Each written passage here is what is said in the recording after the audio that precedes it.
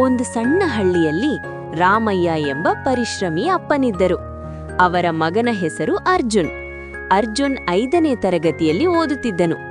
ರಾಮಯ್ಯ ದಿನವೂ ಬೆಳಗ್ಗೆ ಬೇಗ ಎದ್ದು ಹೊಲಕ್ಕೆ ಕೆಲಸಕ್ಕೆ ಹೋಗುತ್ತಿದ್ದನು.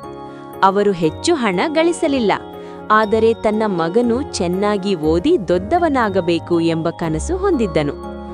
ಒಂದು ದಿನ ಶಾಲೆಯಿಂದ ಮನೆಗೆ ಬಂದ ಅರ್ಜುನ್ ದುಃಖದಿಂದ ಕೂತಿದ್ದನು. ಅಪ್ಪ ಕೇಳಿದರು, ಏನಾಯ್ತು ಮಗನೇ? ಅರ್ಜುನ್ ಹೇಳಿದ, ಅಪ್ಪ, ನನ್ನ ಸ್ನೇಹಿತರು ಹೊಸ ಸೈಕಲ್ ತೆಗೆದುಕೊಂಡಿದ್ದಾರೆ, ನನಗೂ ಬೇಕು. ರಾಮಯ್ಯ ಕ್ಷಣಕಾಲ ಮೌನವಾಗಿದ್ದರು. ಅವರಿಗೆ ತಕ್ಷಣ ಸೈಕಲ್ ಕೊಳ್ಳಲು ಸಾಧ್ಯವಿರಲಿಲ್ಲ. ಆದರೆ ಅವರು ಮೃದುವಾಗಿ ಹೇಳಿದರು, ಮಗನೇ, ನಾನು ಶ್ರಮಿಸಿ ಹಣ ಉಳಿಸುತ್ತೇನೆ.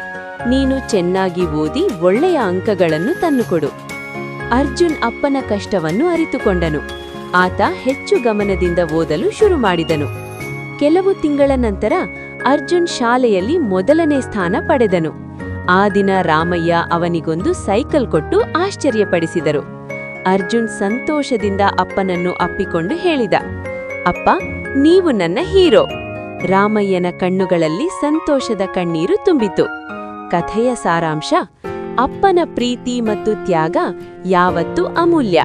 ಪರಿಶ್ರಮ ಮತ್ತು ಸಹನೆ ಇದ್ದರೆ ಕನಸುಗಳು ನಿಜವಾಗುತ್ತವೆ. ಸ್ಟಾರ್.